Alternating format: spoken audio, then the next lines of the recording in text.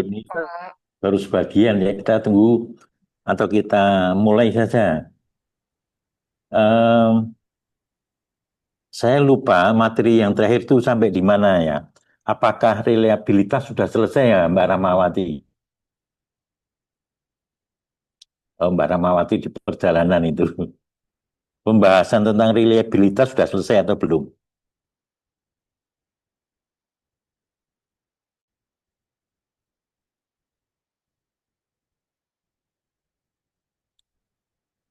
Karena dari WA saya dengan Mbak Ramawati dan juga di buku laporan ini, reliabilitas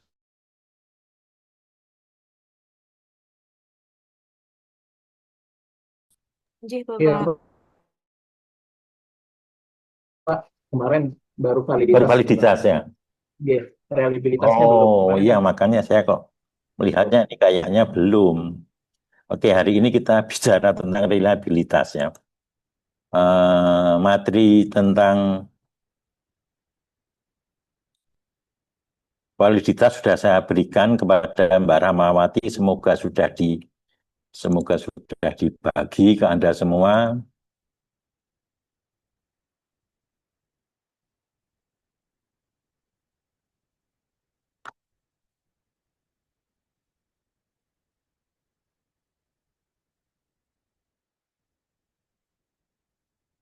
Ya,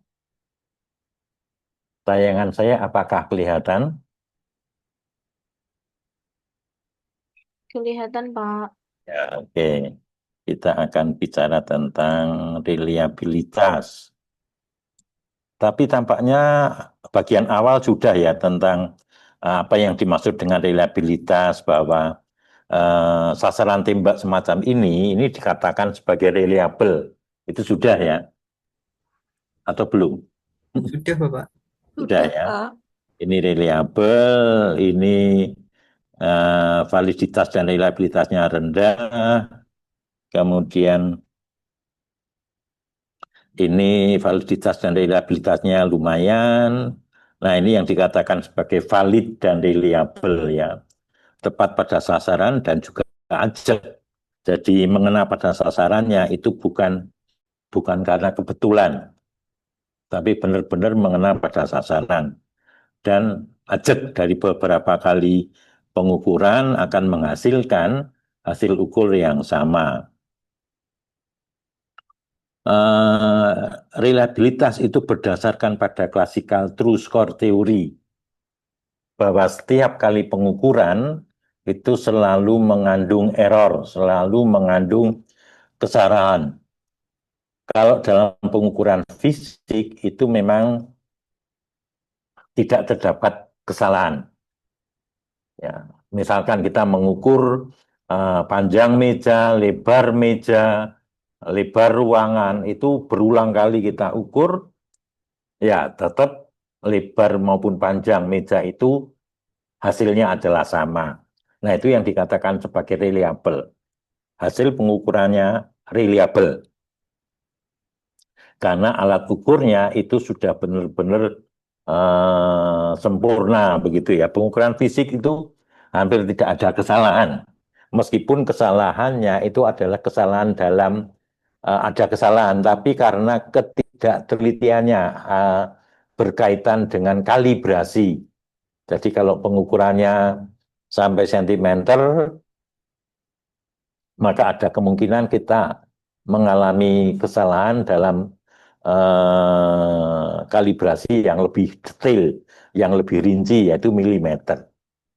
Seperti halnya kalau saya mengukur tinggi badan saya 173 cm, padahal kenyataannya adalah 172,8. Ya, 172,8. Jadi ada error sebesar 2 milimeter. Ya, kesalahan itu karena kita menggunakan kalibrasi yang lebih rinci atau lebih detail. Tapi kalau sejak awal kita menggunakan kalibrasi yang lebih detail, maka kesalahan itu juga akan sangat kecil. Nah, di dalam psikologi, pengukuran itu selalu memuat error. selalu memuat error karena manusia itu selalu berubah, ya, selalu berubah dan apalagi kalau pengukurannya adalah pengukuran pada dimensi-dimensi yang memang rentan berubah. Seperti kita mengukur emosi misalkan. Kita mengukur emosi, kalau subjek kita itu dalam keadaan segar, dalam keadaan kenyang, ya, tidak capek, itu akan berbeda hasilnya kalau subjek yang kita ukur, meskipun subjeknya sama, tetapi dalam keadaan capek, kemudian lapar, ya, suhu panas dan sebagainya, maka emosi akan sangat mudah terganggu, ya, sehingga hasilnya tidak reliable. Oleh karena itu, di dalam pengukuran psikologi, reliabilitas ini kita tidak bisa menuntut yang tinggi. Ada yang mengatakan reliabilitas itu minimal 0,7. Anastasi misalkan, dia mengatakan reliabilitas itu minimal 0,7. Kalau 0,7 dari 2 kali hasil pengukuran, maka koefisien determinasinya kan hanya 49%. Berarti tingkat keajegan dari pengukuran pertama dengan kedua hanya 49%. Oleh karena itu, kalau Anda menyusun alat ukur, jangan reliabilitasnya lebih rendah dari 0,7. Sebaiknya minimal 0,7. Ya. Tetapi kalau Anda berharap reliabilitasnya 1 penuh, itu tidak mungkin. Ya. Tidak mungkin kita mendapatkan reliabilitas yang penuh. Itu dasarnya ya. Jadi ada error di dalam setiap pengukuran psikologi. Nah, ini tadi saya menceritakan tentang tinggi badan saya, 173, padahal kenyataannya true score-nya adalah 172,8. Jadi ada error, ya, kelebihan hasil ukur sebesar 2 mm.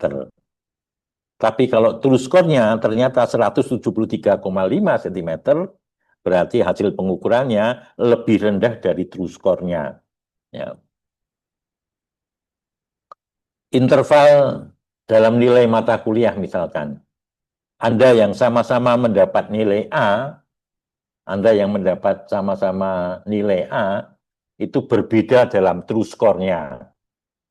Karena nilai A itu lebih tinggi sama dengan 85. Maka Andi yang mendapat skor 87, dia memperoleh nilai A. Si Badu yang memperoleh skor 95 juga memperoleh nilai A. Ya, optin skornya berapa? Optin skornya A. Optin skornya itu A, tapi errornya adalah, ya kalau A itu dianggap 100, karena lebih besar sama dengan 85, kalau dianggap 100, maka Andi itu memiliki error sebesar 13, sedangkan Badu memiliki error sebesar 5, ya, 5 skor. Secara kuantitatif, sebetulnya mereka memiliki skor yang berbeda. Ya, true skornya itu berbeda. Meskipun Andi dan Badu memperoleh skor yang sama, yaitu sama-sama memperoleh nilai A. Ya. Nah, secara seloroh begitu, orang-orang mengatakan Andi memperoleh nilai A kurus, Badu memperoleh nilai A gemuk. Begitu, ya. Kalau saya menyampaikan kepada Anda, ya, mie instan, ya, seberapa enak mie instan, dan kita memberi 5 opsi, maka yang sama-sama menjawab enak, belum tentu true score-nya itu sama. Ya. Meskipun sama-sama mendapat skor 4, enak itu 4. Ya, begitu. Tapi yang satu itu bisa dikatakan 4 kurus, yang satu dikatakan sebagai 4 gemuk. Itu yang disebut atau yang kita bicarakan tentang classical true score theory. Obtain score itu selalu memuat adanya kesalahan atau memuat adanya error. Nah, di dalam pengujian reliabilitas, ya, di dalam pengujian reliabilitas, kita mengestimasi seberapa true score-nya itu. Dan kita membuat sekecil mungkin errornya itu. Nah, asumsi dari true score teori, ya, bahwa kita berharap nilai X itu sama dengan true score-nya. Obtain score itu sama dengan true score. Ya, epsilon X itu adalah expected value, nilai yang diharapkan dari X itu sama dengan true score-nya. Oleh karena itu, ya, beberapa kali hasil pengukuran yang independen terhadap subjek yang sama, maka nilai rata-rata hasil pengukuran, ya, beberapa kali hasil pengukuran itu akan mendekati true score-nya. Oleh karena itu di dalam mata kuliah itu mestinya tidak boleh hanya ada 1 kali ujian, itu tidak boleh. Ya. Mengapa? Karena 1 kali ujian itu obtain score belum tentu true score. Kalau 1 kali ujian dilalahnya mahasiswa pas sedang tidak enak badan, ada kemungkinan hasilnya di bawah ekspektasi. Padahal mahasiswa itu adalah mahasiswa yang cerdas misalkan. Pada saat ujian sedang tidak enak badan, mendapat nilai C. Nah, C itu bukan skor yang sesungguhnya. Karena dia dalam kondisi yang tidak optimal. Kalau dalam kondisi yang optimal, dia mungkin bisa memperoleh nilai A. Oleh karena itu, di berbagai perguruan tinggi, pemberian nilai pada mata kuliah itu tidak boleh berdasarkan 1 pengujian saja. Pada umumnya minimal 3 pengujian, yaitu nilai ujian tengah semester, nilai akhir semester, dan tugas. Ya, dan tugas. Nah, diharapkan dari 3 pengukuran itu akan mencerminkan expected value itu sama dengan true score-nya. Ya, X sama dengan true score. Nah, korelasi antara error dengan true score, tadi kan X sama dengan T plus E. Sekarang, ya, oke. Ya. T, E, dan X itu kadang-kadang saya tulis kecil, kadang-kadang saya tulis besar. Tapi itu sama maknanya ya. Korelasi antara error dengan true score itu tidak saling berkorelasi.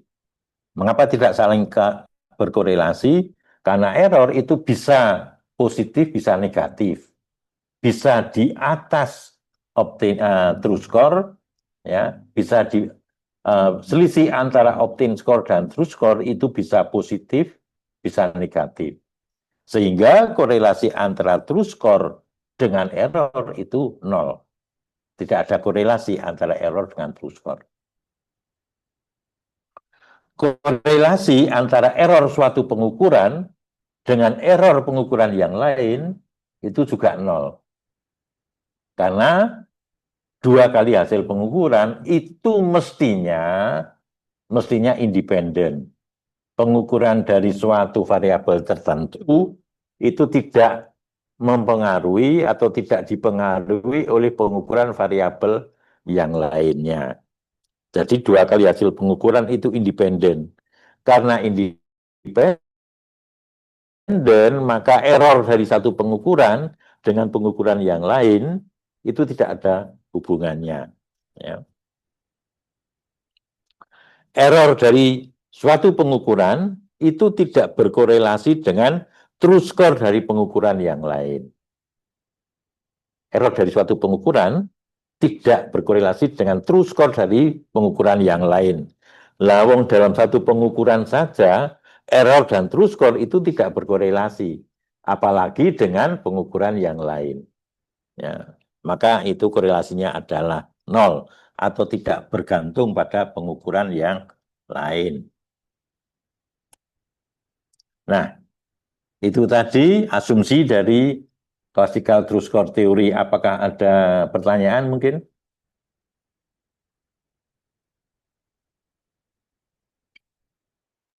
Belum ada, Bapak. Classical. Ya, silakan. Belum ada, Bapak. Belum ada ya. Yang lainnya?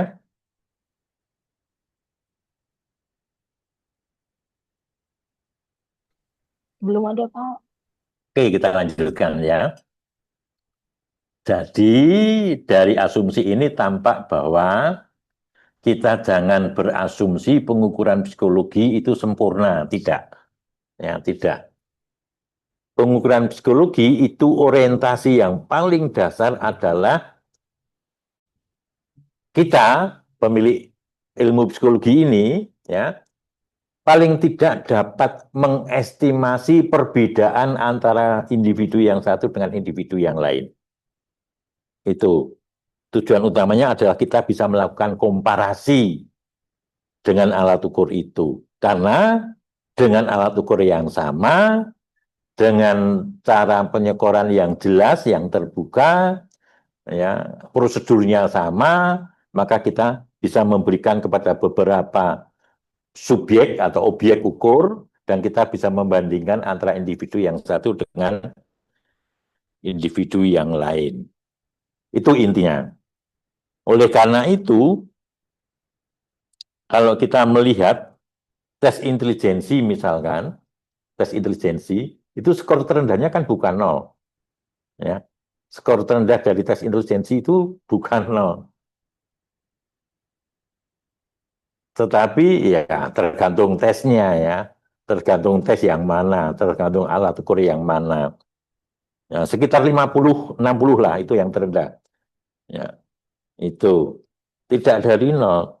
Tetapi dengan deret angka continuous, angka dari pengukuran intelijensi itu kita bisa membandingkan si A, si B, si C dan sebagainya, ya. Mana yang lebih tinggi, mana yang di tengah, mana yang lebih rendah. Begitu. Tes potensi akademik misalkan. Tes potensi akademik skor terendahnya juga bukan 0, ya. Tetapi dengan tes potensi akademik kita bisa membedakan mana individu yang memiliki potensi akademik yang tinggi, mana potensi akademik yang sedang dan yang rendah atau yang sangat rendah. Sehingga kita bisa membuat passing grade, ya, cut point, manakah yang layak untuk ditugaskan atau layak untuk diterima dan sebagainya. Itu tes potensi akademiknya. Gitu. Oke, kita lanjutkan. Nah, sekarang interpretasi. Apa interpretasinya? Ya. Classical true score teori itu. X sama dengan T plus E. Rata-rata error, ya, kita menginterpretasikan bahwa rata-rata error itu 0. Karena dari beberapa kali pengukuran, error itu bisa positif, bisa negatif. Ya. Oleh karena itu, rata-ratanya adalah 0. Karena ada yang negatif, ada yang positif. Kalau kita ingat kurva normal rata-rata itu kan 0 di tengah-tengah. Di bawah rata-rata itu adalah negatif. Di atas rata-rata itu adalah positif. Itu kurva normal ya, ingat itu. Di statistika sudah kita pelajari, sudah kita bicarakan. Itu beranjaknya adalah dari kurva normal.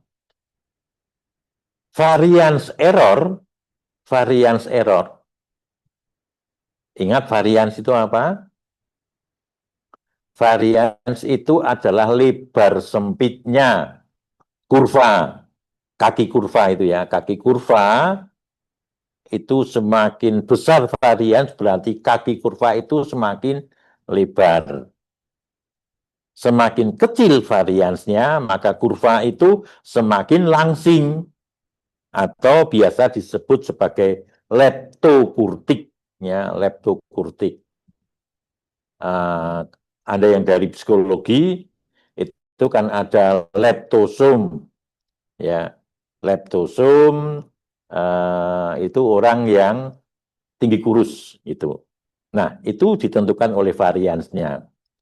Oleh karena itu, jika varians error itu besar, maka alat ukur itu ya tidak berguna karena tidak reliable. Itu. Varians error itu kita harapkan sekecil mungkin. Nah, nanti kita bisa mengestimasi varians error itu. RXX aksen, RXX aksen itu adalah simbol dari reliabilitas. Jadi reliabilitas itu simbolnya RXX aksen. Memang ada beberapa hasil pengukuran yang spesifik itu menggunakan alfa misalkan. Alfa Kronbach itu menggunakan alfa. Ya, itu. Tapi umumnya reliabilitas itu disimbolkan dengan RXX aksen. Nah, reliabilitas yaitu korelasi antara dua opting score.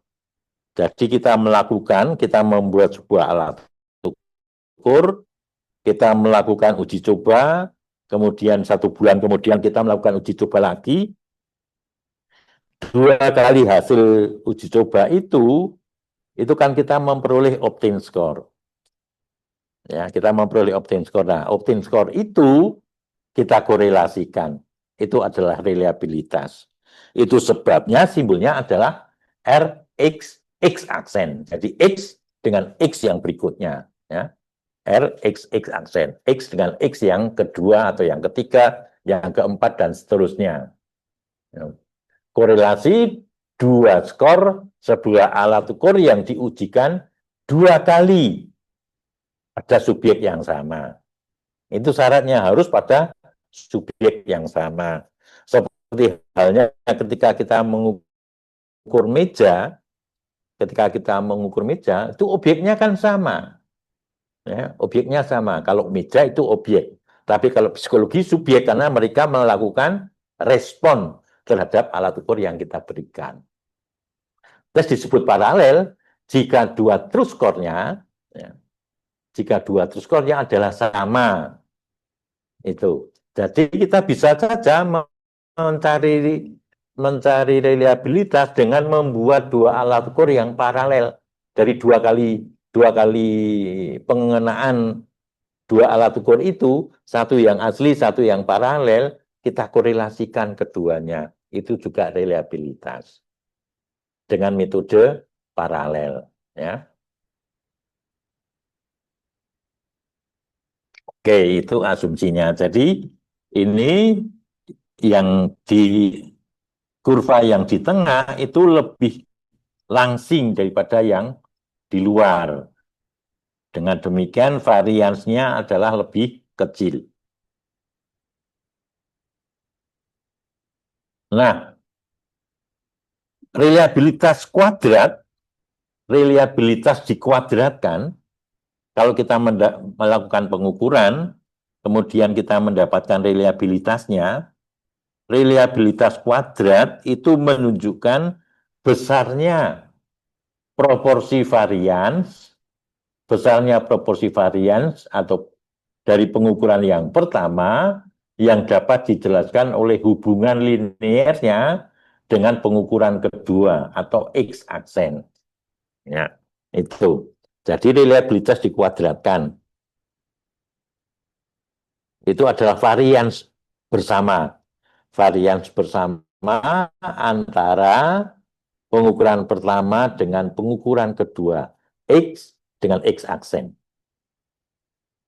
Ya, reliabilitas itu mayoritas dengan korelasi. Hasilnya itu dapat kita lakukan pengkuadratkan, itu adalah koefisien determinasi. Seberapa besar varians bersama antara pengukuran pertama dengan pengukuran yang kedua. Reliabilitas, ya, rho x aksen itu sama dengan, ya, sama dengan varians true score dibagi dengan varians obtain score. Reliabilitas varians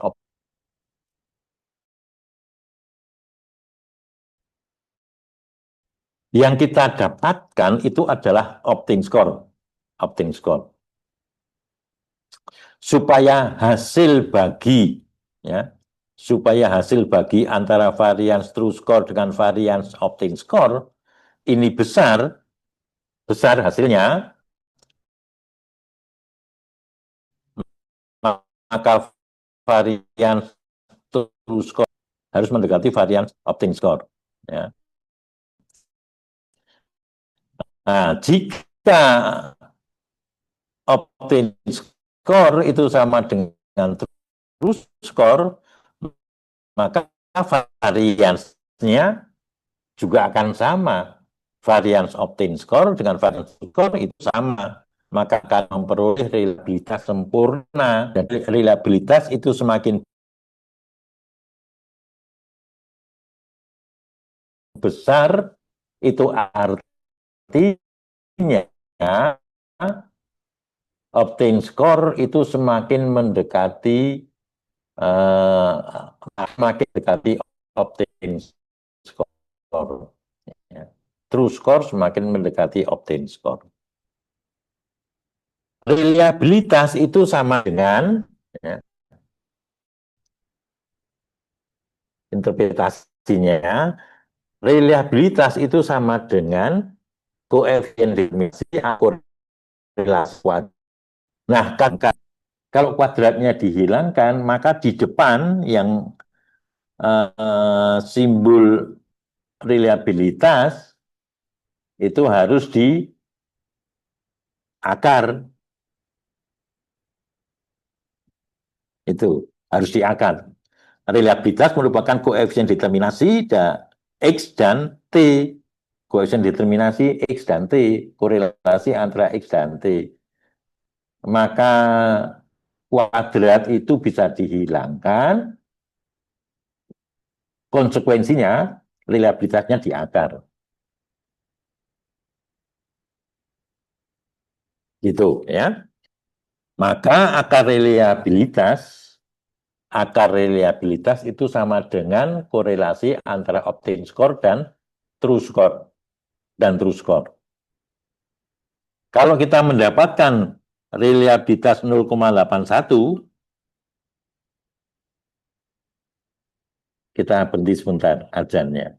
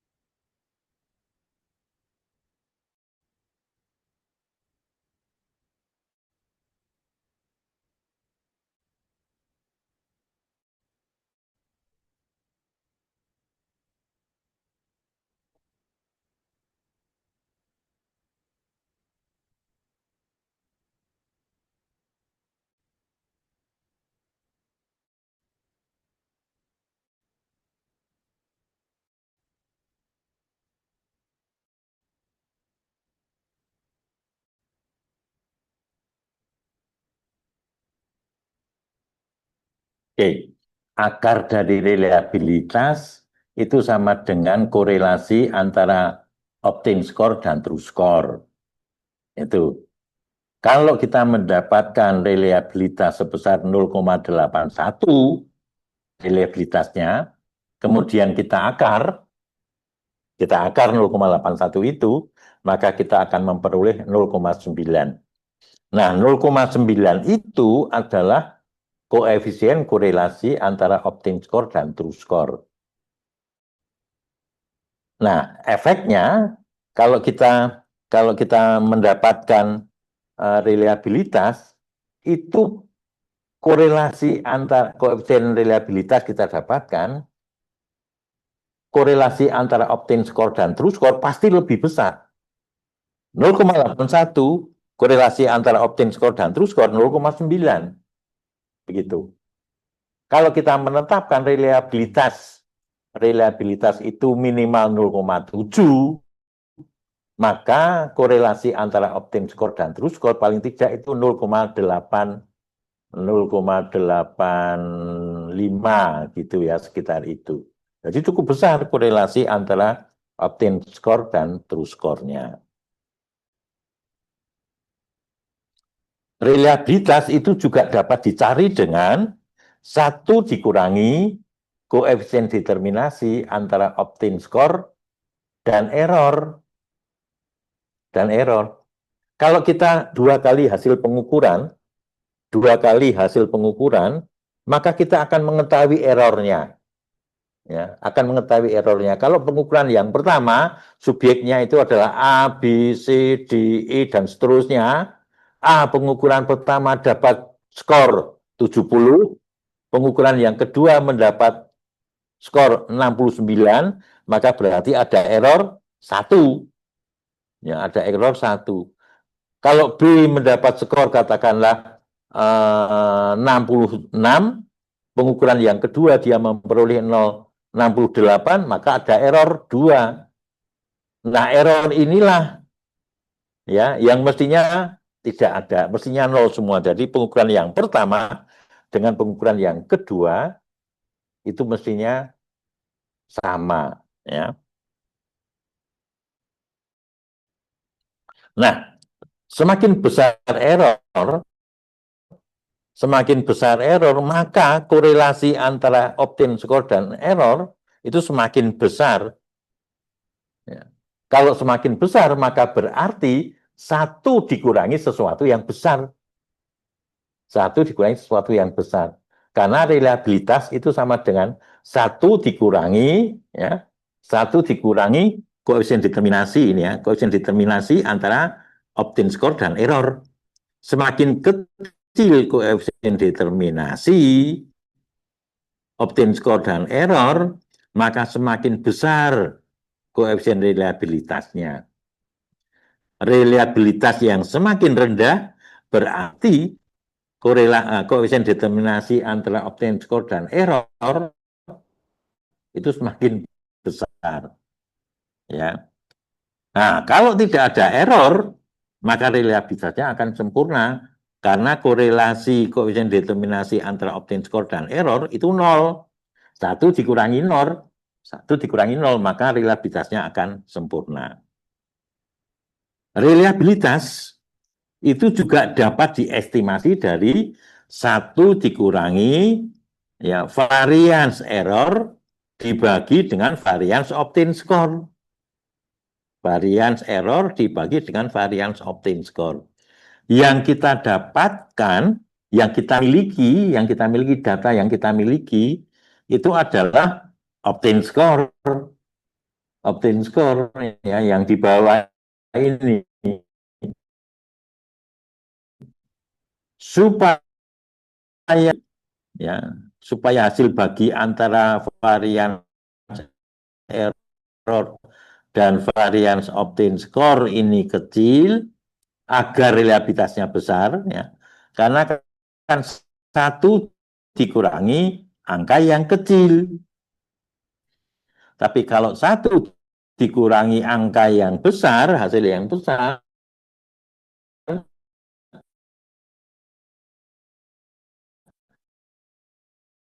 maka reliabilitasnya gitu.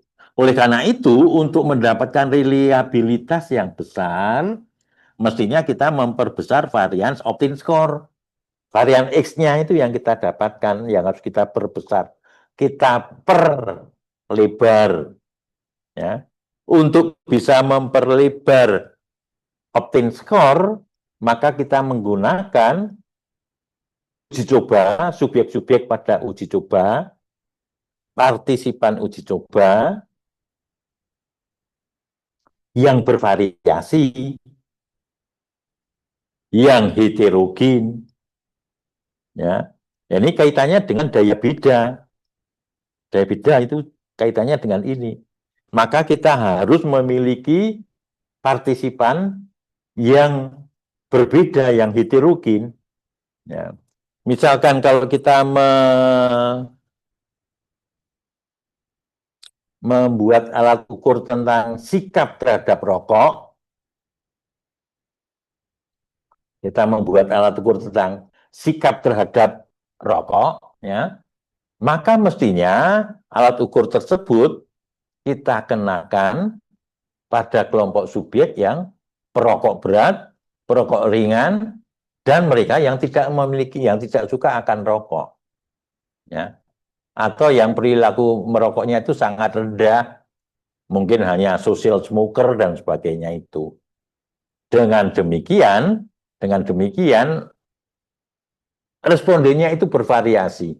Kalau respondennya bervariasi, maka hasil X-nya, opting score-nya juga akan bervariasi. Kalau bervariasi, maka berarti, sebentar, berhenti sebentar, ada ajan.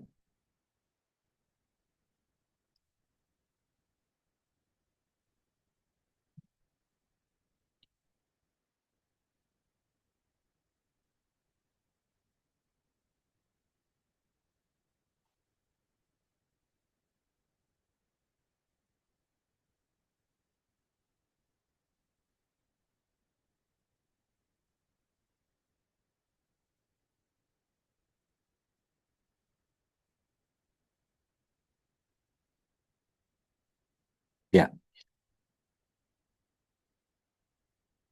maka untuk mendapatkan reliabilitas yang besar, kita menggunakan partisipan, ya, partisipan atau mereka-mereka yang kita ujikan itu adalah mereka-mereka yang bervariasi, yang kemungkinan skornya rendah sampai skornya yang tertinggi.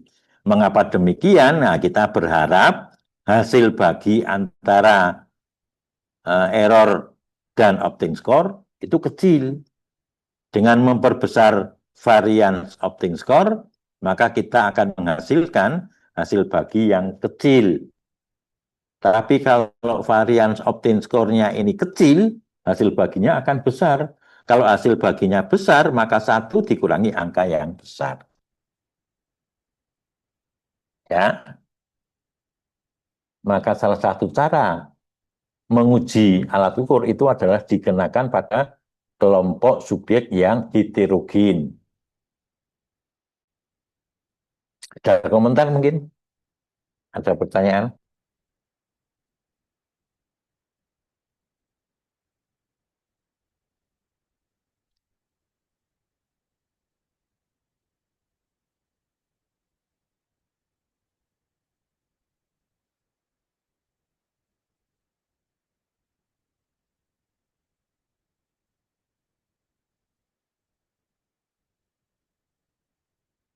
Silakan kalau ada pertanyaan.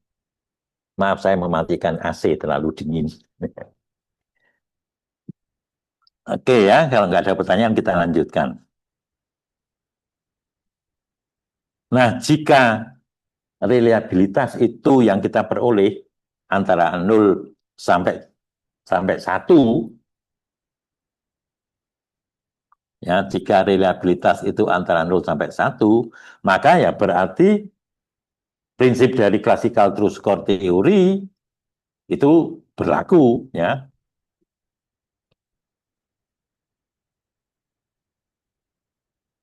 Classical true score theory itu berlaku.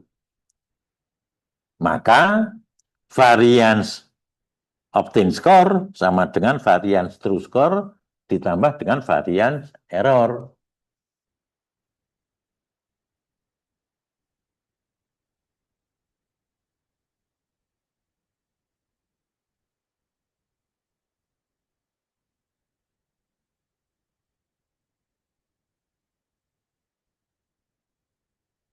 Tuh, ya.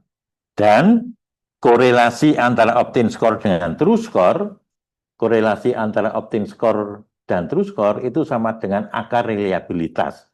Tadi di depan sudah kita bicarakan, ya. Begitu.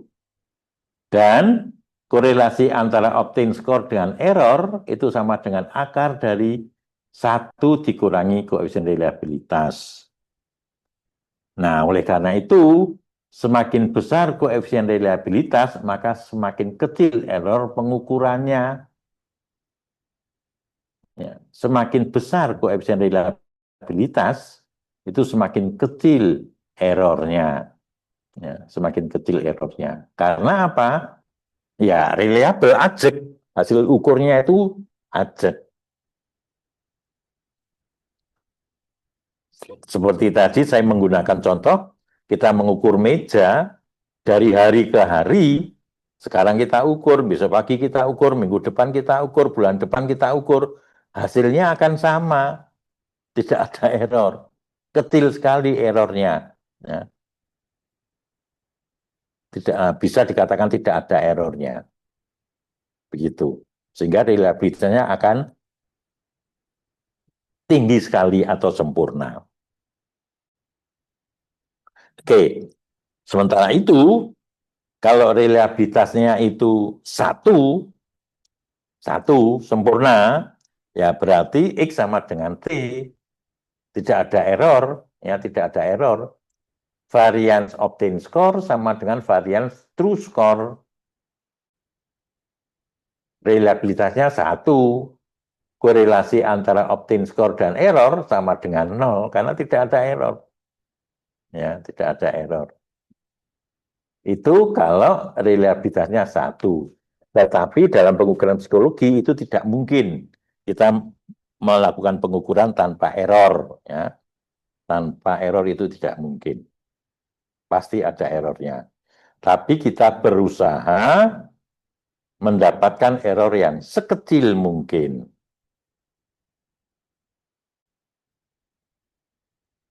Apabila reliabilitasnya 0, ya reliabilitasnya 0, itu berarti ya semua pengukuran itu salah. X sama dengan error. Hasil pengukuran itu sama dengan error. Variance obtain score sama dengan variance error. Variance obtain score sama dengan kesalahan pengukuran. Maka korelasi antara obtain score dan true score sama dengan 0. Karena semua salah, error, ya toh. Korelasi antara obtain score dan error 1 atau paling tidak mendekati 1. Jadi true score-nya apa? Kecil sekali. Nah, sekarang kita praktiknya ya. Praktiknya mengestimasi reliabilitas itu ada 3 yang utama. Yaitu metode tes ulang, tes, retest, jadi mengeteskan dan kemudian mengetes lagi, menguji cobakan lagi.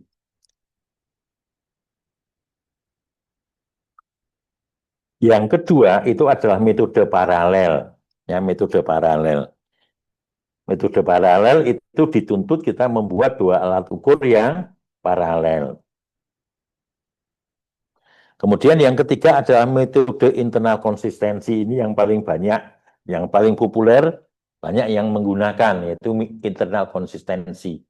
Yaitu hanya menyusun 1 alat ukur, kemudian kita melakukan uji coba, hasil uji coba itu kita bagi menjadi 2 alat, dari 2 bagian. Nah, menjadi 2 bagian itu bisa dengan metode split half, ya, belah di tengah. Yang kedua adalah belah ganjil dan genap. Itu, ya. Nah, secara praktiknya itu kita lihat ini. Ini tes ulang. Metode tes ulang itu adalah konsep reliabilitas sejauh mana suatu alat ukur mampu menunjukkan konsistensi hasil ukur. Jadi ini metode tes retest ini adalah yang betul-betul sama dengan konsep reliabilitas. Pengukurannya harus sama. Ya.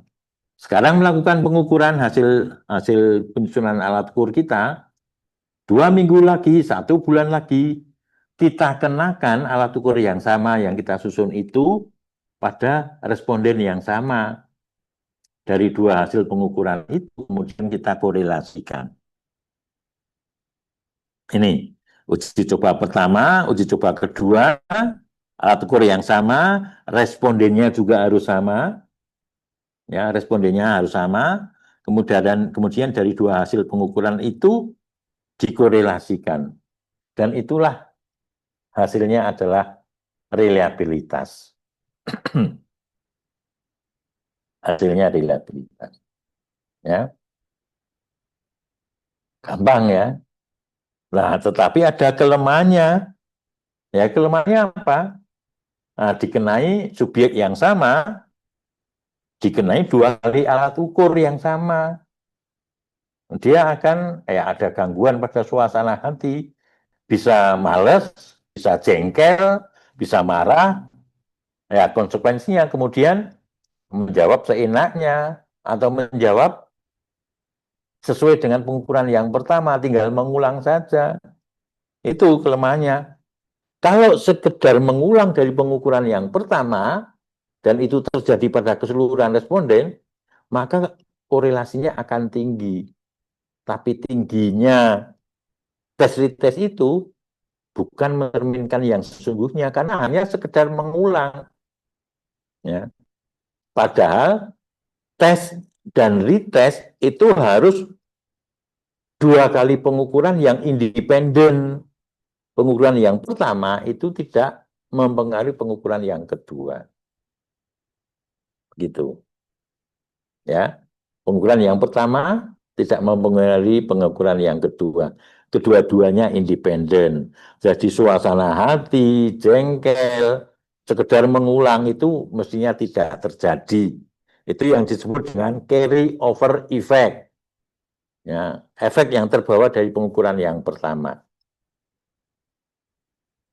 Yang kedua, kalau itu pengukuran skill, ya, pengukuran skill keterampilan konatif, maka pengukuran yang pertama bisa menjadi practice effect, menjadi tempat latihan untuk pengukuran yang kedua.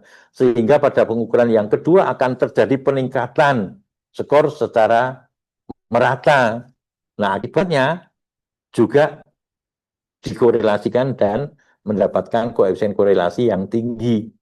Nah, bisa diasumsikan itu kemudian wah reliabilitasnya baik. Ya, itu. Itu kelemahan dari metode tes ulang, tes retest. Di samping itu, karena kita melakukan 2 kali pengujian, maka diperlukan waktu yang lebih lama. Ya, bisa 3 minggu, bisa 1 bulan, bisa 2 bulan, kan begitu. Ya. Waktu lebih lama. Kemudian dibutuhkan biaya yang lebih banyak, karena 2 kali mencetak alat ukur, ya biaya lebih banyak. Tenaganya juga lebih banyak karena kita melakukan uji coba 2 kali. Ya, jadi kelemahan dari tes retest itu tidak efisien. Tidak efisien itu artinya biaya, waktu, tenaga itu lebih banyak. Ya, biaya, waktu, tenaga itu lebih banyak. Kemudian yang kedua ada practice effect, ada carry over effect, suasana yang terganggu, suasana hati yang terganggu karena merasa sudah dilakukan pengukuran kok diulang lagi, begitu. Ya. Apakah ada pertanyaan untuk tes retest ini?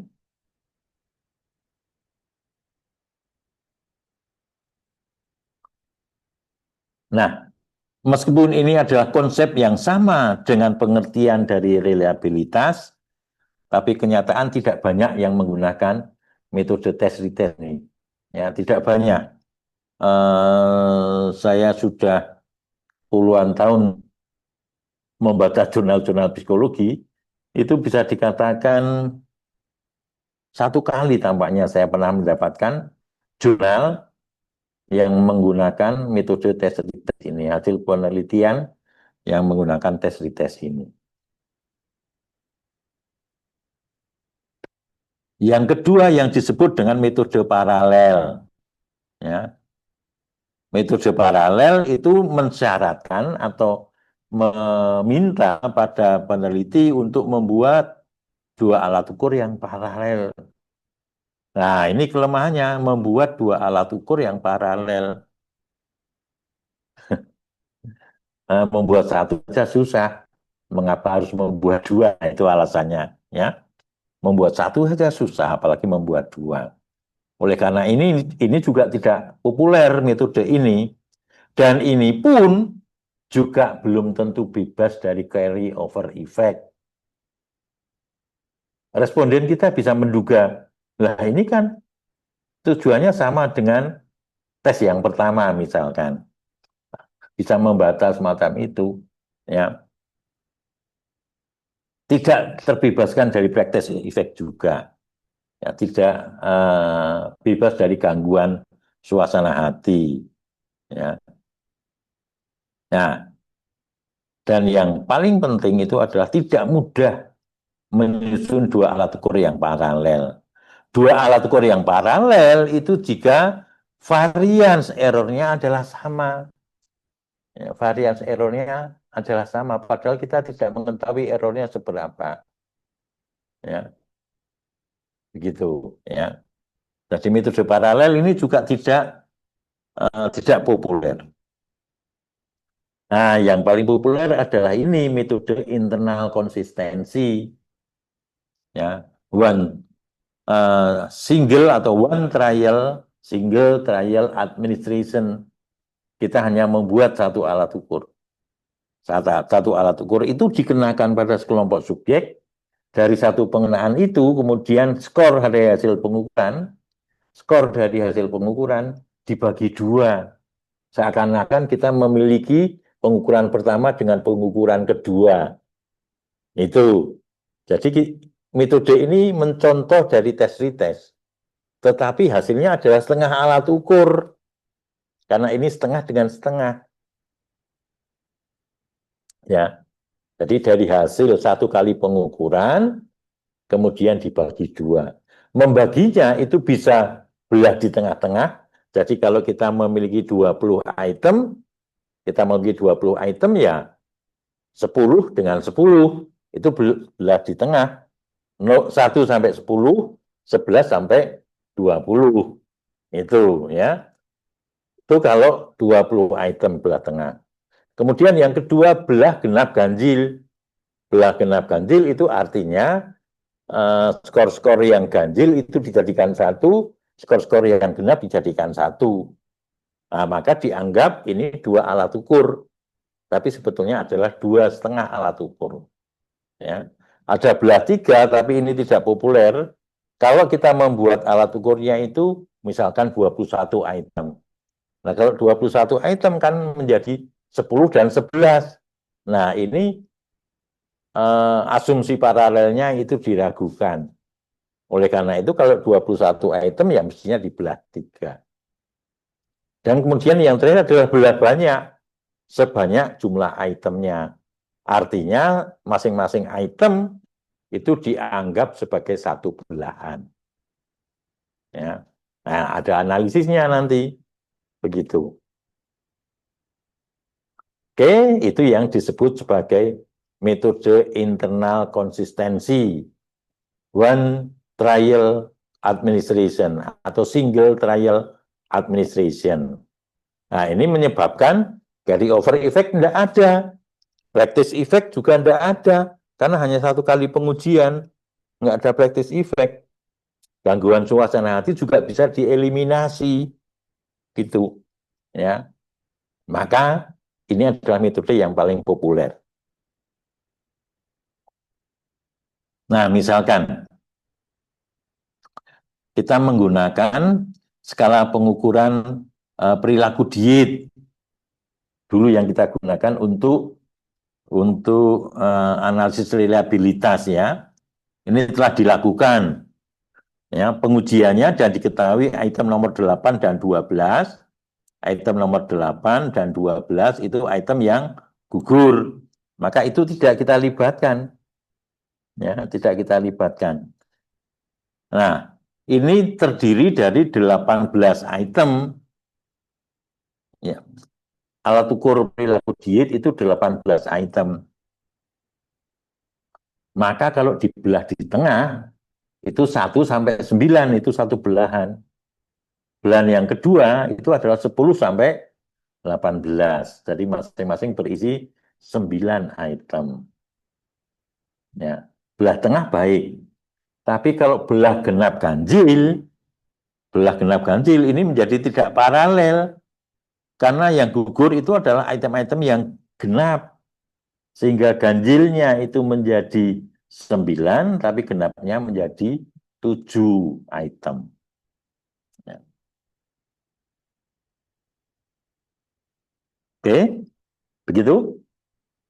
Nah, kita praktekkan saja ya. Kita menggunakan yang belah ganjil genap. Datanya dulu sudah saya berikan kepada Anda, yaitu yang Kepdirdat itu ya. Nah ini, Kepdirdat ini. Di WA-nya Mbak Rahmawati sudah ada itu. Satu Kepdirdat itu yang kita buka ya, kita lihat. Satu Kepdirdat ini ya. Kita buka.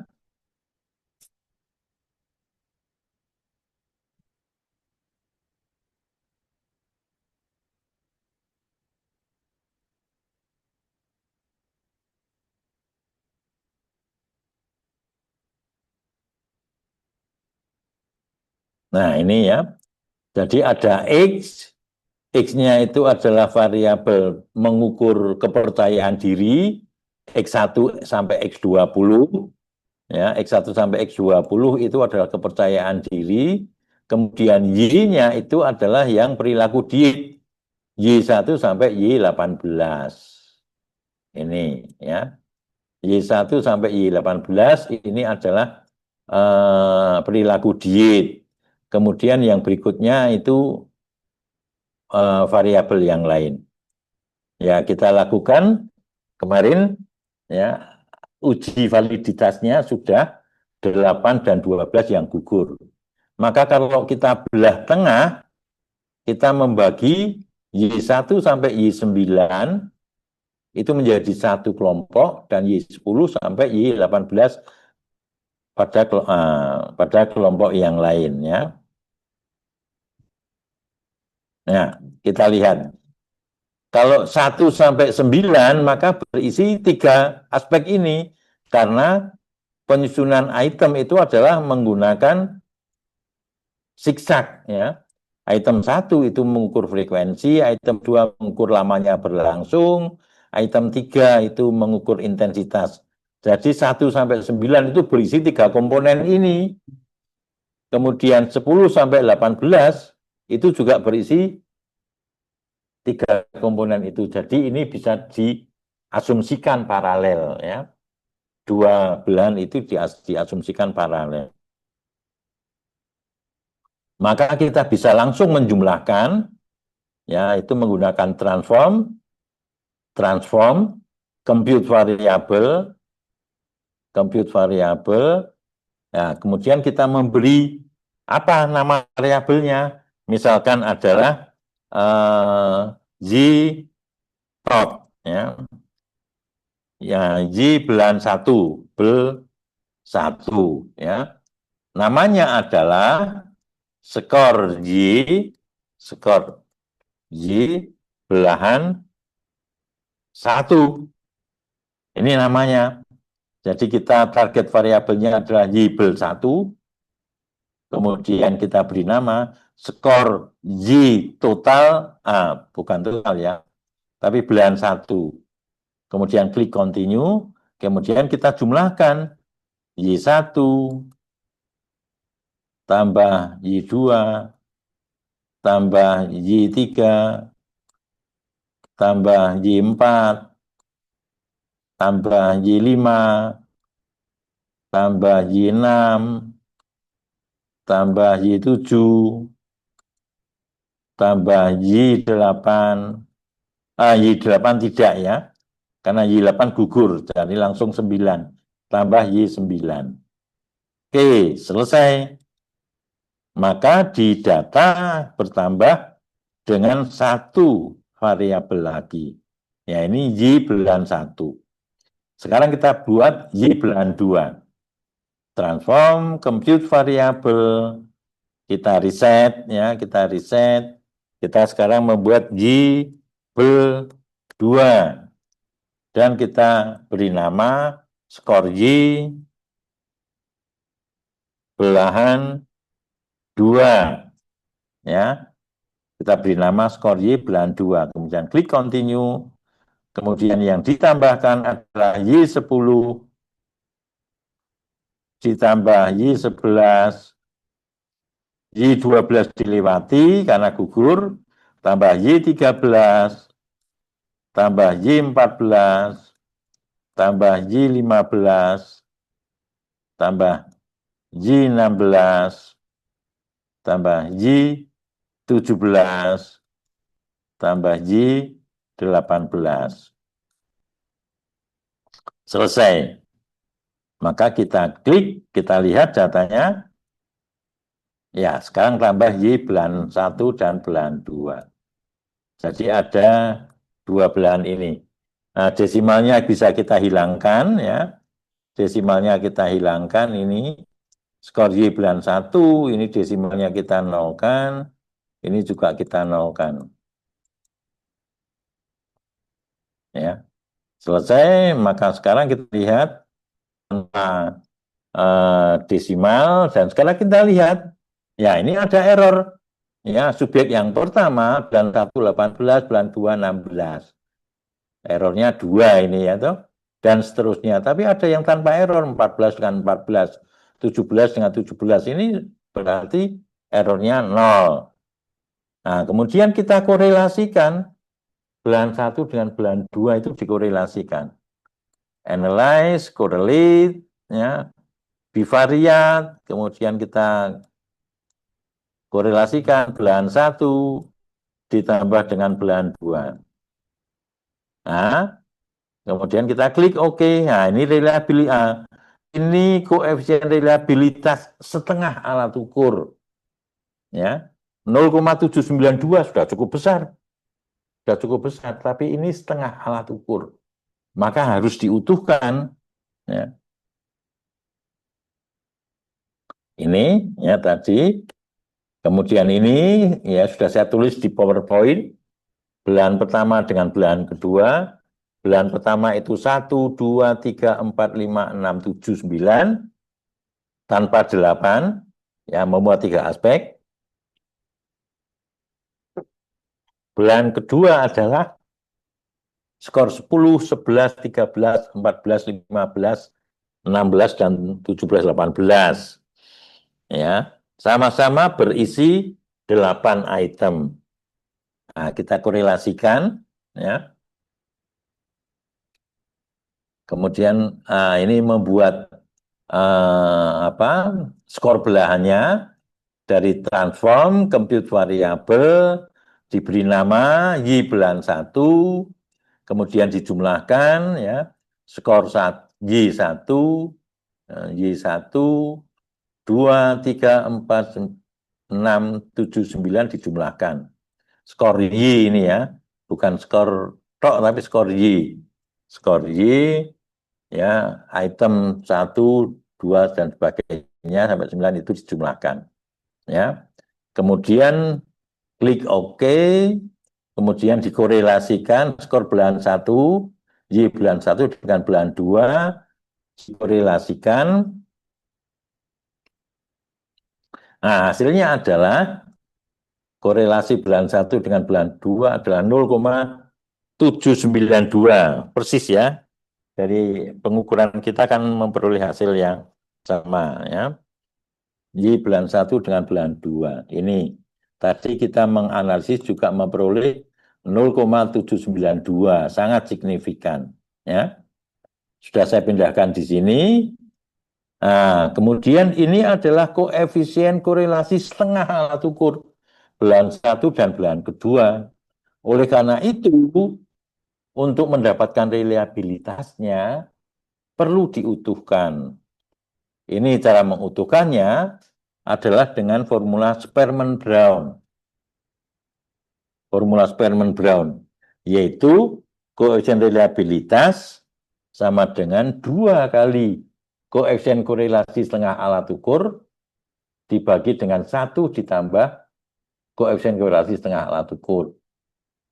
Ya, koefisien korelasi setengah alat ukur itu adalah 0,792, maka reliabilitasnya berubah menjadi 0,884. Jadi ada perubahan, dan perubahannya naik. Dari 0,792 itu setengah alat ukur menjadi 0,884. Nah, itulah reliabilitasnya. Kalau kita menguji validitas item total correlation, kita langsung mendapatkan koefisien reliabilitasnya. Ya. Biasanya adalah alfa Cronbach yang dipilih. Jadi tidak perlu menghitung semacam ini. Ini hanya teoritis saja. Apakah ada komentar, ada pertanyaan?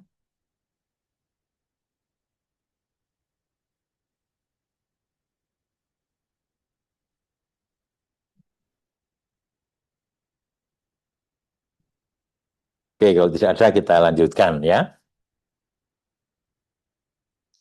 Nah, kemudian kita mencoba tadi formula Rulon tadi ya, di mana reliabilitas itu 1 dikurangi variance error dibagi dengan variance obtained score.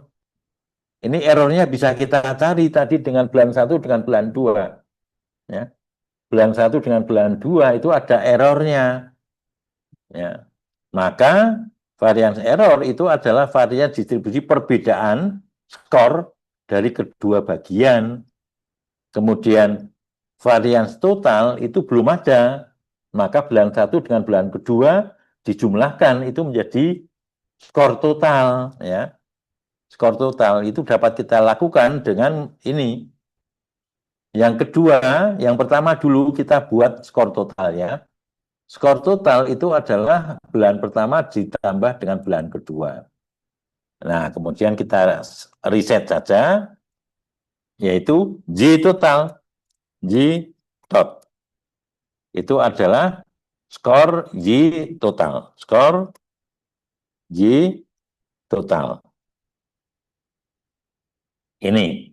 Kita klik.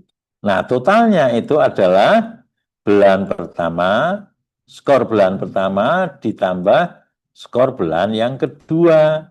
Ini menjadi total, ya, menjadi utuh. Klik, nah sudah peroleh ya. Kita peroleh di tabel data. Nah ini totalnya sudah ada ya. Sekarang kita hitung errornya. Kita hitung error. Transform, compute variable, reset, ya reset. Nah, kemudian Y error. Error. Yaitu skor error variabel Y. Kita beri nama skor error Y. Ya, skor error Y. Klik continue. Ya. Bapak, kami tidak sanggup sedemikian tanpa Roh Kudus-Mu yang memimpin kami. Bocor Pak suaranya Pak. Ya, ya, oke. Y error itu adalah perbedaan antara bulan 1 dengan bulan kedua. Nah, ini skor bulan 1 dikurangi skor bulan kedua. Ini klik. Nah, ini akan menghasilkan error karena harusnya bulan 1 dan bulan kedua itu sama skornya. Ya. Kemudian kita klik OK. Dan kita lihat di data, nah inilah Y errornya. Y error itu adalah bulan 1 dengan bulan kedua. 18 dikurangi 16 sama dengan 2. Kita hilangkan dulu desimalnya ya. Desimalnya dihilangkan. Ini. Nah, sekarang kelihatan. 18 kurangi 16, 2. 18 kurangi 17, 1. Subjek yang ketiga, 17 dengan 17, 0. Ya, tidak ada errornya. 20 kurangi 19, 1 errornya. 14 dengan 14, 0. 11 dengan 13, minus 2, dan seterusnya. Ya, itu errornya. Nah, yang kita cari adalah variansnya. Nah, kita menggunakan analyze. Analyze, deskriptif statistik, deskriptif, kemudian kita masukkan total dan error ini. Y total, Y error, skor error, dan kemudian kita minta itu adalah rata-rata tidak usah, minimum maksimum tidak usah, yang kita butuhkan adalah variansnya. Varians dan standar deviasi ya, sama sebetulnya dengan varians, nanti tinggal dikuadratkan. Ya. Kemudian klik continue, dan klik OK. Nah, sekarang kita dapatkan ini, ya. Total Y, standar deviasinya 7,551, variansnya adalah 57,025. 7,551 standar deviasi dikuadratkan akan diperoleh 57,025. Dari varians itu adalah standar deviasi kuadrat.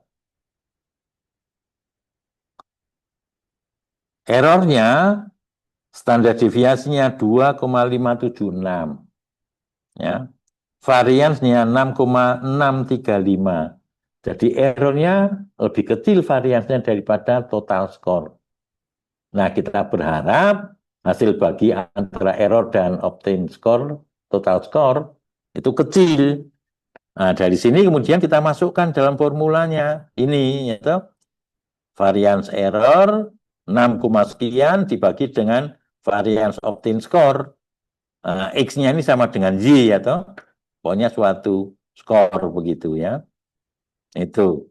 Nah, kemudian kita dapatkan, kita masukkan, nah ini prosesnya ya. Y total dan Y error sudah kita peroleh. Ya, kita masukkan, ya, klik analyze, deskriptif statistik, kita dapatkan ini standar deviasinya, tapi variansnya malah tidak ada ini ya. Nah, tinggal mengkuadratkan saja. Tinggal dikuadratkan karena rumusnya, mungkin karena rumusnya adalah ini standar deviasi kuadrat. Standar deviasi kuadrat itu sama dengan varians. Ya. Ini standar deviasi kuadrat. Kita langsung mendapatkan variansnya. Ya, 6 dan 6, sekian dengan 50. Berapa tadi? 50, 57 ya. Nah, ini variansnya 57,025. Diperoleh hasil ini standar deviasi dan variansnya dimasukkan ke dalam rumus ya. Kemudian kita masukkan ke dalam rumusnya, ini reliabilitas sama dengan 1 dikurangi varian errornya atau standar deviasinya adalah 2,576 dikuadratkan. Itu sama dengan 6,635 ya. Dan 7,551 dikuadratkan itu sama dengan 57,025. Nah, hasil bagi ini mengurangi 1, diperolehlah 0,8836. 0,8836 itu kalau dibulatkan sama dengan 0,884. Sama seperti tadi. Ya. Tadi kita menggunakan Sperman Brown juga kita memperoleh 0,884. Koefisien reliabilitas skala perilaku diet dengan Berman Brown juga 0,884. Maka dengan demikian hasilnya adalah sama.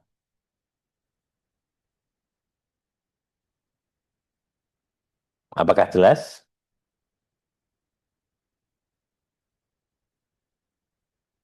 Ada pertanyaan mungkin?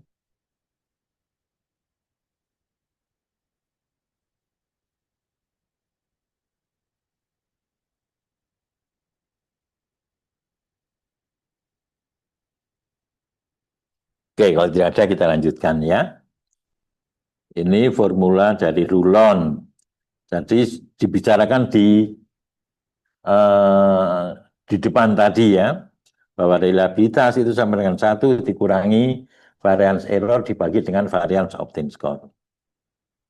Nah sekarang kalau pembelahan ganjil genap, ya ini kan tidak paralel, karena yang satu menjadi 9 item, ya 9 item, kemudian yang kedua menjadi 7 item. Oke, kita jumlahkan ya. Ganjil kita jumlahkan, genap kita jumlahkan. Transform, compute variable, kita reset, kita sebut sebagai Y ganjil, GGL ya. Y skor Y ganjil ya. Skor Y ganjil. Atau kita lengkap saja. Ganjil. Ya. Labelnya adalah skor belahan ganjil. Oke, skor belahan ganjil. Klik continue. Nah, yang dijumlahkan adalah yang ganjil itu adalah 1 ditambah 3 tambah 5 tambah 7 tambah 9 tambah 11 tambah 13 tambah 15 tambah 17. Nah, sekarang kita hitung ada berapa item? 1, 2, 3, 4, 5, 6, 7, 8, 9 item. 9 item untuk ganjil ya. Kemudian kita klik OK. Kita lihat hasilnya. Nah, ini ya.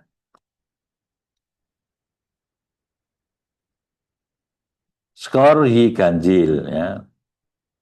Oke. Sekarang kita hitung skor yang genap. Reset.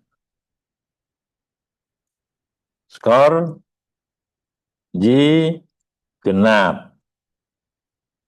Ya. Apa tadi namanya? Skor Y belahan genap ya. Skor Y belahan genap. Klik continue. Yang kita jumlahkan itu adalah yang genap.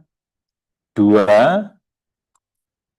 tambah 4 tambah 6 tambah 8 dilewati karena gugur, kemudian langsung 10 tambah 12 dilewati karena gugur, langsung 14, 14, 16, dan 18. Nah, sekarang kita hitung berapa item. 1, 2, 3, 4, 5, 6, 7. Jadi yang satu, belahan 1, ganjil itu 9 item, belahan yang kedua yang genap, 7 item, jadi tidak paralel, tidak seimbang, tidak sama. Ya. Mestinya yang paling cocok adalah belah tengah. Tapi toh ini hanya sebagai coba ya, penjelasan, maka kita lakukan sajalah. Tapi errornya besar ini belahan pertama dengan belahan kedua. Oke, klik. Sekarang kita lihat di sana ada skor. Nah, ini mestinya bukan, ya. Ini adalah scale juga, ya. Oke. Skor Y ganjil dan Y genap, ya. Kita hilangkan desimalnya.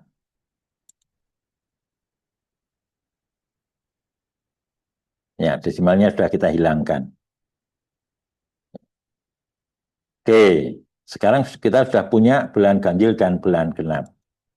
Nah, dari sini kemudian kita korelasikan kedua belahan itu. Kita korelasikan, analyze, correlate, bivariate, ya, kita riset, yang kita korelasikan adalah belahan ganjil dan genap. Skor belahan ganjil dengan skor belahan genap. Kita korelasikan, kita klik OK, dan ini hasilnya 0,708. Ya, 0,708 ini. Ya, kemudian kita utuhkan Spearman Brown. Kita menggunakan Spearman Brown. 2 kali 0,708 ditambah 1,078 sama dengan 0,829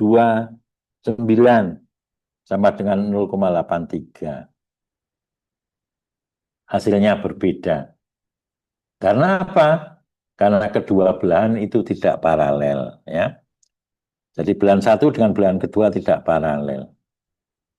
Padahal dengan Spearman Brown tadi yang awal didapatkan 0,884, sekarang diperoleh 0,83, perbedaannya adalah 0,05, ya. Lumayan, ya. Nah, itu yang disebut dengan belah ganjil genap, belah dua. Ada pertanyaan mungkin?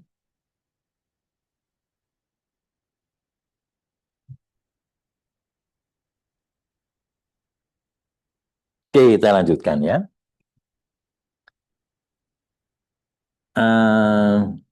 Kemudian kita bicara tentang varian Rulon, error dan opt-in score-nya. Ini juga akan diperoleh hasil yang berbeda, ya. Kalau kita mencari errornya akan besar. Ya, oke, kita mencari errornya, ya. Errornya kan 20 dengan 14, 20 dengan 15. Jadi errornya besar karena kedua belahan itu tidak paralel, ya. Tidak imbang jumlah itemnya. Ya. Ini kita paksakan aja, kita coba, kita cari errornya, ya. Transform, compute variable, kita hitung error, ya. Error ganjil genap, ya. Kita beri nama score error antara belahan ganjil dan genap. Itu klik continue, kemudian kita hitung belahan ganjil ditambah dikurangi belahan genap, akan kita dapatkan ini hasilnya. Nah, errornya besar, ya. Nah, kemudian kita menggunakan formula Rulon, kita cari variance error dan variance opt-in score-nya. Analyze, descriptive, ya. Reset, kita masukkan belahan ganjil dan error belahan ganjil dan skor total Y. Ini kan yang dicarikan itu. Klik, maka kita dapatkan, ya. Mana ini? Oh, ini enggak perlu minimum maksimum, enggak perlu, ya. Kita hapuskan saja. Ya. Kita hapuskan, kita ulangi lagi, ya. analyze, descriptive statistik, descriptive, option, ini minimum maksimumnya tidak perlu, minnya tidak perlu, yang penting adalah standar deviasi dan varians. Oke, kita dapatkan. Sekarang kita dapatkan ini variansnya lebih besar daripada belah tengah tadi. Tadi kita hanya memperoleh 6, sekian, sekarang 11,379. Ya. Nah ini ya, kita dapatkan di sini.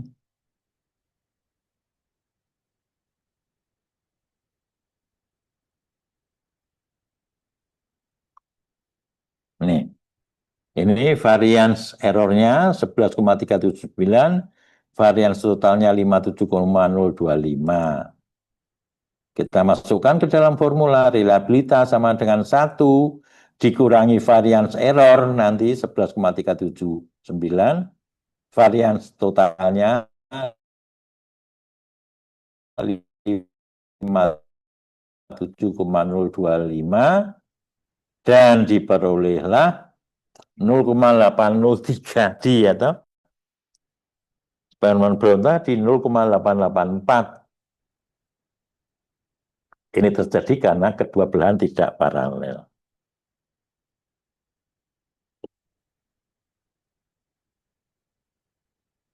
Oke, apakah jelas? Jadi ketika kita melakukan pembelahan, kita harus mempertimbangkan paralel tidaknya kedua belahan. Ada komentar, ada pertanyaan?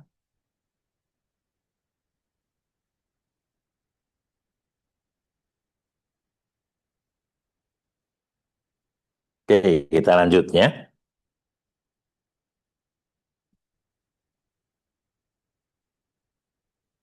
Nah, metode pembelahan baik split half, yang tadi yang belah tengah, maupun odd even, harus dapat dipertanggungjawabkan konsep paralelnya. Ini tadi yang kita tidak mendapatkan, ya. Konsep paralelnya itu sebetulnya tidak terpenuhi pada belahan ganjil genap. Pada split half rulon, kedua belahan tidak perlu mempunyai nilai varians yang sama. Ya, kalau kita mencari variansnya, tidak perlu mencari variansnya yang sama itu. Koefisien alfa dapat dipergunakan bila varians kedua belahan tidak sama. Coba kita lihat sekarang ya, kedua belahan yang genap ganjil itu sama atau tidak? Skornya memang berbeda, tapi variasinya bisa sama mungkin. Analyze, ya, deskriptif statistik, deskriptif, kita riset, kita masukkan belahan ganjil genap, belahan ganjil, belahan genap, kita masukkan. Kita hanya mencari variansnya saja. Sama atau tidak. Ya. Kemudian kita klik OK dan klik OK. Variasinya ternyata memang berbeda jauh. Ya. Belahan ganjil variasinya 22,840, belahan genap 11,362. Ya itu. Nah, meskipun kedua belahan tidak perlu mempunyai nilai varian yang sama, itu split half rulon tadi ya. Tapi tetap hasilnya tidak sama dengan Sperman Brown. Oleh karena itu kita mencari yang terbaik ya. Koefisien alfa dapat dipergunakan bila varians kedua belahan tidak sama atau tidak paralel pada kedua belahan itu. Oleh karena itu kita menggunakan alfa. Oke. Nah ini teknik belah 3 ya. Teknik belah 3 itu kita mencari ya, varians total dan varians obtain score. Varians true score dengan varians obtain score. Ya. Dengan mencari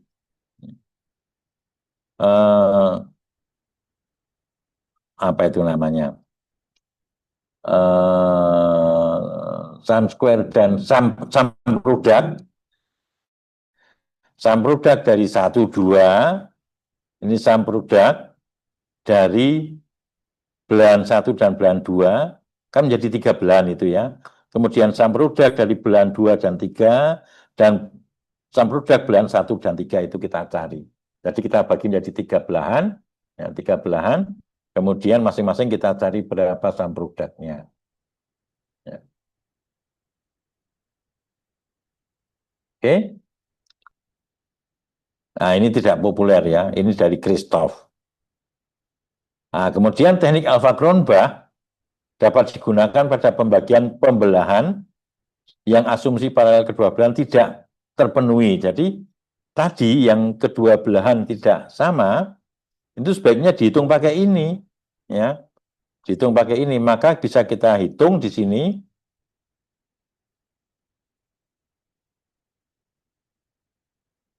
Kita akan menghitung berapa varians belahan pertama, belahan kedua, ya.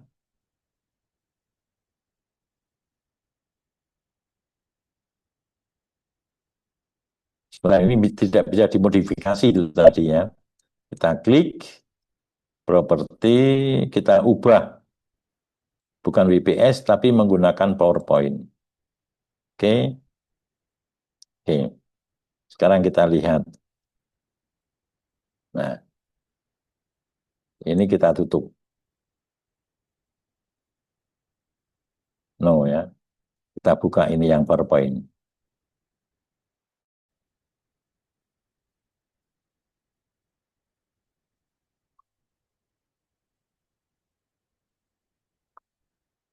Kita sampai slide 41 tadi.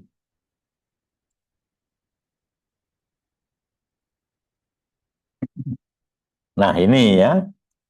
Kita bisa memasukkan varian belahan 1 dan belahan kedua. Ya. Oh, ini sudah ada ya. Ini di total belahan 1, belahan 2. Kemudian analyze deskriptif, deskriptif. Nah, ini sudah ada kok. Ternyata sudah ada ya. Tapi kita lakukan saja. Ya. Nah, ini ya. Sudah ada, ini varian belahan 1, varian belahan 2. Oh, bukan ganjil genap ini ya. Ini bukan ganjil genap, tapi belahan belah tengah ini ya. 16 dan 15. Ternyata diperoleh koefisien yang sama. Coba kalau kita menggunakan belah ganjil genap ya, variansinya belah ganjil genap.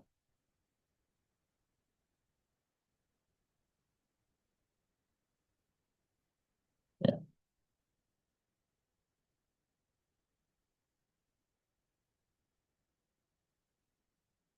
Reliabilitas alfa dengan belahan ganjil genap ya. Oke. Nah, maka kita masukkan rumusnya, ini rumusnya. Kita copy, kita kemudian kita masukkan lagi, kita ubah dengan angka ya. Angkanya adalah belahan ganjil genap, ganjilnya itu 2,84, genapnya adalah 11,362. Oke, kita masukkan ke dalam formula.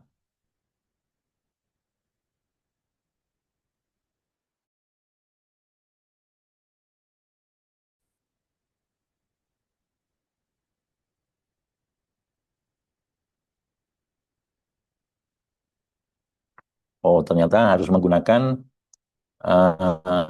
equation ya. Kita masukkan insert equation ya.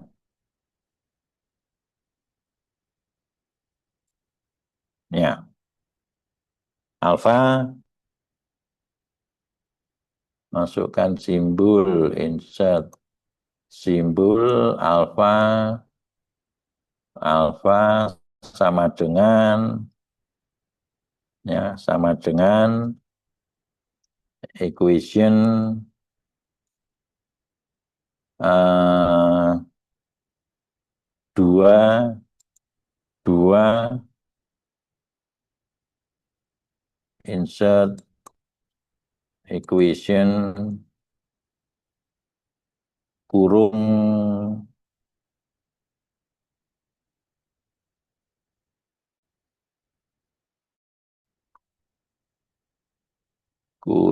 kurung.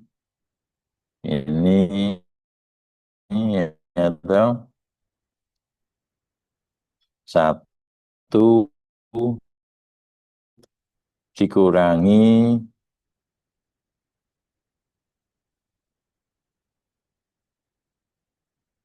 ini adalah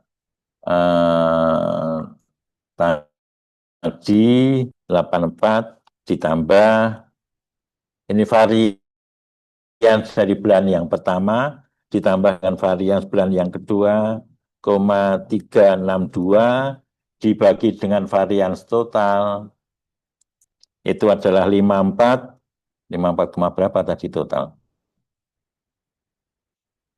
Varians total 57 ya. 57,025. 57,025. Nah, itu sama dengan berapa?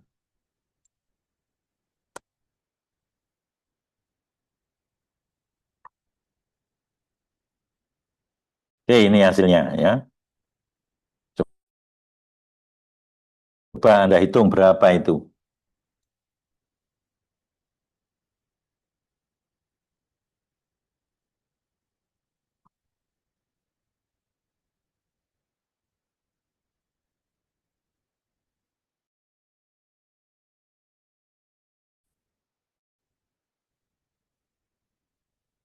Tolong dihitung yang di rumah. Berapa hasilnya? Alfa.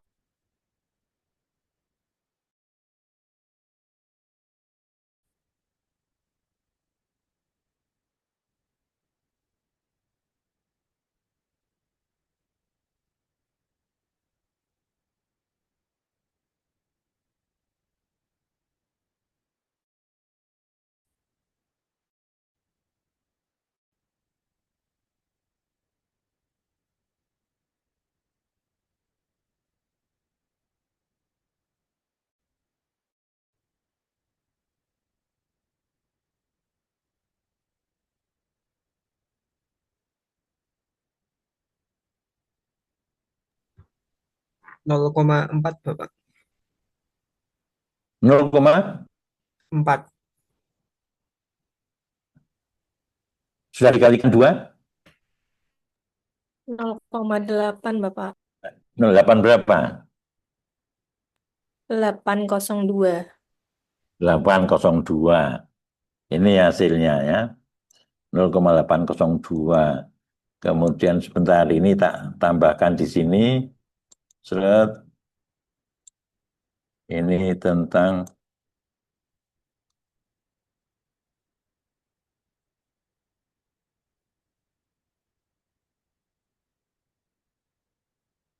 variansnya itu tadi ya. Tentang variansnya, maka ini saya masukkan tanda panahnya supaya jelas. 22 ini varian skor ganjil. Ini ya.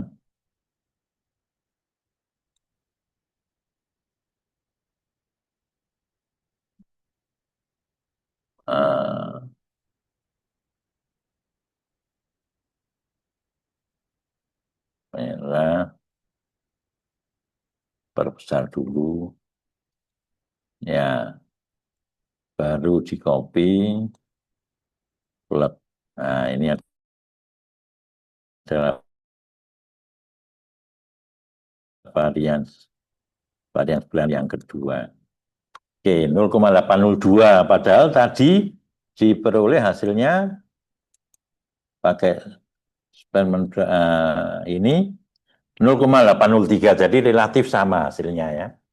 Ini dengan formula Rulon 0,803. Ya, ini sekarang menggunakan alfa, hasilnya adalah Mana tadi? Oh ini ya. Menggunakan koefisien alfa diperoleh reliabilitasnya 0,802. Oke, kita lanjutkan. Nah, Cronbach alfa untuk belah banyak, ini rumusnya. Jadi kita mencari, yang perlu dicari adalah varians belahan. Anda mau membelah berapapun, terserah.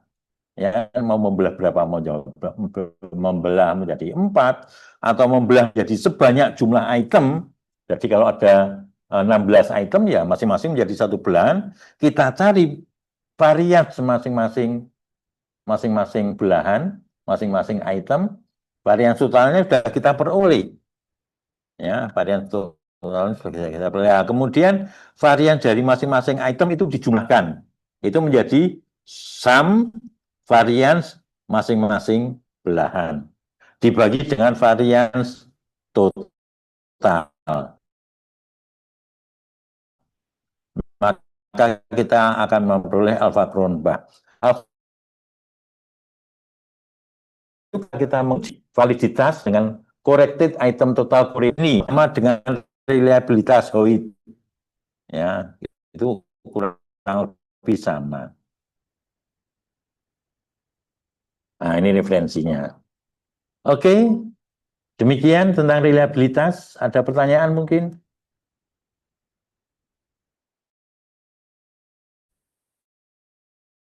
Masih ada 10 menit?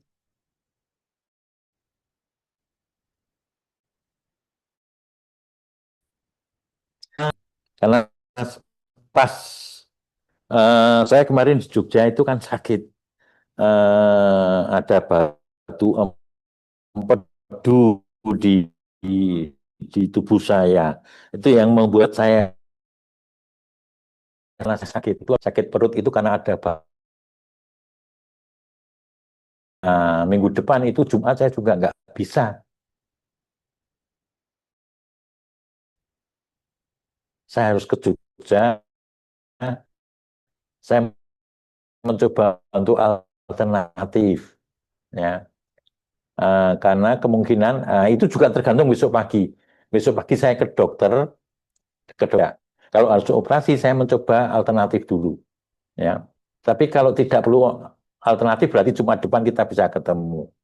Begitu. Nanti saya kontak dengan Mbak Rahma kepastiannya setelah besok. Baik, Pak. Begitu ya Mbak Rahma? Iya, Pak. Oke. Ini silahkan kalau ada pertanyaan. Ini materi untuk reliabilitas.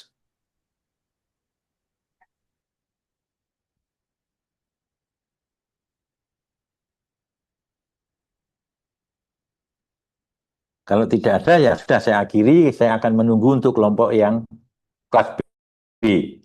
Begitu ya. Nggih, Pak. Cepat sembuh nggih, Pak. Sembuh, Pak. Iya, terima kasih. Selamat sore. Terima Iya, kasih, cepat Pak. sembuh, Pak. Terima kasih, Bapak.